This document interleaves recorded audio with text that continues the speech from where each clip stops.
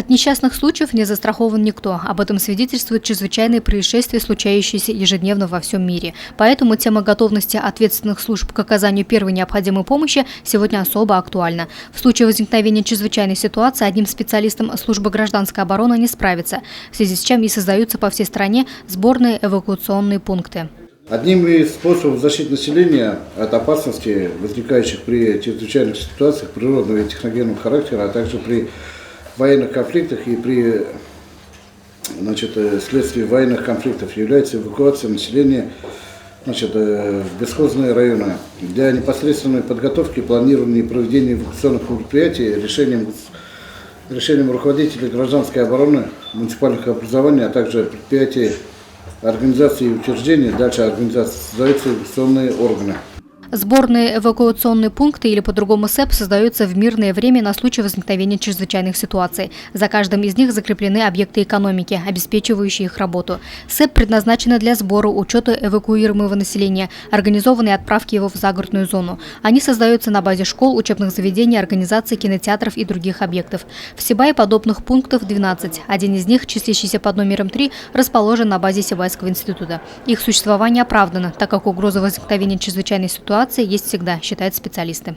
МКК, как вы знаете, там у нас использовался аммиак, и у нас предприятие было Сибайский мясокомбинат. В мясокомбинате там тоже, в принципе, было аммиачное производство, которое в ходе промышленной деятельности использовалось в производстве работ. Но на сегодняшний день этих предприятий нету, но все равно у нас есть. Существует нефтебаза, то есть нефтебаза, она у нас действительно на сегодняшний день функционирует, и есть опасность возникновения ЧС. На базе третьего сборного эвакопункта накануне собралась комиссия, руководители и работники городских организаций, ответственных по решению задач ГОЧС. Здесь был утвержден состав эваккомиссии, рассмотрены организационные моменты. Представители комиссии по чрезвычайным ситуациям еще раз напомнили присутствующим о том, что должен знать каждый руководитель СЭП. Далее была проведена показательная тренировка. Коллектив Сибайского института показал полную готовность к чрезвычайным ситуациям. Созданы необходимые условия к принятию населения. Предусмотрено все, вплоть до медицинской комнаты и комнаты матери и ребенка. Есть стол справок, который дает всевозможные справки. Есть группа оповещения, в которых есть списки, есть телефоны всех организаций, 7 организаций, которые приписаны к нашему СЭП. Они всех оповещают. Есть группа регистрации, которая регистрирует, отправляет.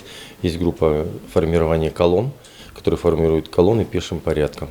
И на крайний случай, если уж сильно такое большое недоразумение или большая чрезвычайная ситуация, у нас есть убежище, мы можем часть людей туда спрятать. Есть также сама техника, если даже еще с города немножко выделят, будем техникой вывозить. Вроде как бы люди 3 раза прошли учения, все прошли, каждый владеет своими обязанностями. Я думаю, что если, не дай бог, конечно, случится такое мероприятие, мы сможем хоть немножко, но часть населения сберечь и вывести. К чрезвычайным ситуациям должен быть готов каждый, независимо от того, состоит ли он в составе эвакуационной комиссии, комиссии по чрезвычайным ситуациям и других. Луиза Мустафина, Радмир Сингулов, Гульгина Раскильзина, телекомпания СТВ.